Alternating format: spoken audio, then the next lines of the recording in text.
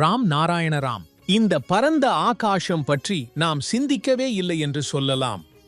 நம் மனத்தில் இதை நன்கு விவாதிக்கவும் செய்கிறோம், இல்லை? ஏன் இந்த ஆகாயம் இருக்கிறது என்று யாரும் கேட்க விரும்புவதில்லை. ஆகாயம் எப்போதும் இருந்தே வந்தது. இது நிரந்தரமானது. அதன் ஆரம்பமோ முடிவோ இல்லை. ஆகாயத்தை யாரும் உருவாக்க முடியாது. அது இருந்தது, இருக்கிறது என்றும் இருக்கும். ஆகாயமே தெய்வம், அல்லாஹ், கடவுள். ஆகாயமே அனைத்தும். அதுவே அனைத்தும் செய்யும் சக்தி வாய்ந்த ஒன்று. ஆகாயம் ஒரு விருப்பத்தை வெளிப்படுத்தியது. நான் இந்த பிரபஞ்சத்துடன் இருப்பேன். நான் என்னை பல வகைமைகளில் காண விரும்புகிறேன். ஆகாயம் அதையே நோக்க விரும்பியது, அதையே அனுபவிக்க விரும்பியது. அதனால்தான் பிரபஞ்சத்தை அது உருவாக்கியது. இந்த விண்ணில் எண்ணற்ற நட்சத்திரங்கள், சூரியர்கள், கிரகங்கள் உள்ளன. பூமியில் வாழும் மனிதன் அவற்றை எண்ண முடியுமா? அது சாத்தியமற்ற ஒன்றுதான்.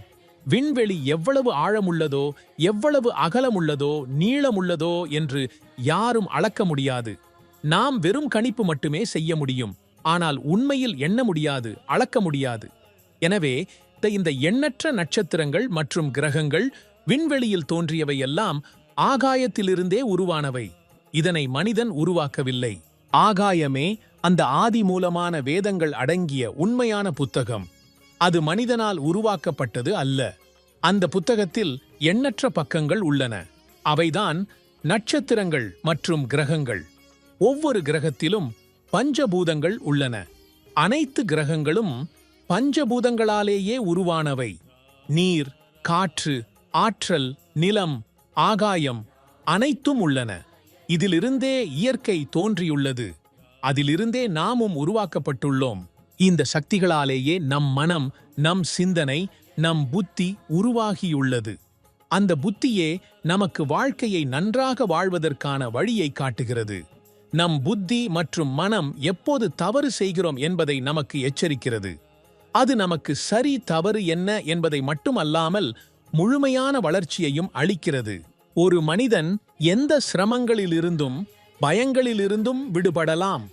அவர் தன்னை உணர்ந்தால், இயற்கையுடன் இணைந்தால். அதோடு ராம் நாராயண ராம் என்ற திருநாமத்தை ஜபிக்க வேண்டும். ராம் நாராயண ராம் என்ற நாமத்தில் அமைதி உள்ளது, சக்தி உள்ளது.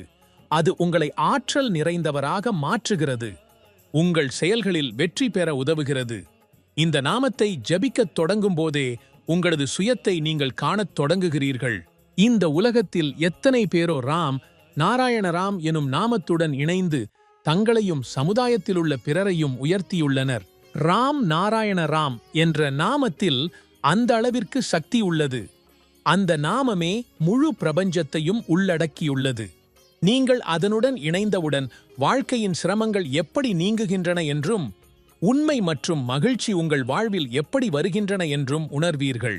வாழ்க்கையை வெறும் சிந்தனையால் அல்லது கைமேல் கை வைத்து அமர்ந்து கொண்டு சாதிக்க முடியாது.